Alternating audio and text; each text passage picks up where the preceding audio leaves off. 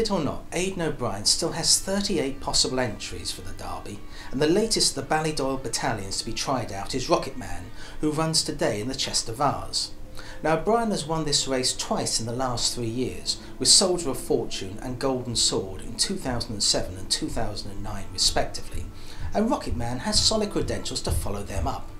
He wasn't pushed too hard in his sole start as a 2-year-old, went 6th in a Navan maiden last October, and he showed that he progressed over the winter when he broke his maiden quite impressively really at the Curragh early last month. Now that run could prove vital here, because most of O'Brien's winners this spring have had the benefit of a previous run. The main threat should come from Critical Moment and Marana, both of whom ran quite well in their first runs of the season in the Craven Stakes at Newmarket last month. Now, if you're looking at the markets of the guide, Rocket Man may not represent the best of the O'Brien Derby contenders, but given the depth of resources that this trainer can call upon, he clearly believes that this colt will not let him down today. The idiosyncrasies of Chester mean that a horse with winning form has to be respected when returning there. Southeaster won the D Stakes over course and distance last year, and he can follow up today in the Huxley Stakes.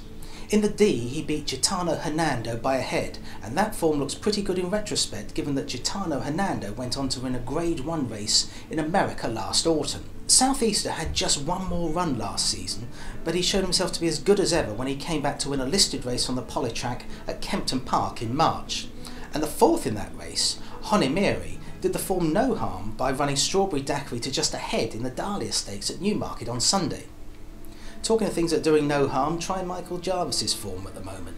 A strike rate of 21% with his runners at Chester makes this a trainer to follow, and a strike rate of 26% since the beginning of April simply underlines the point when Al Miqdad runs in the Cordia Renaissance Handicap. He won a valuable handicap at Newbury last September, shaped well on his reappearance last month at Ripon, and still appears to be on the right side of the handicapper going into this race.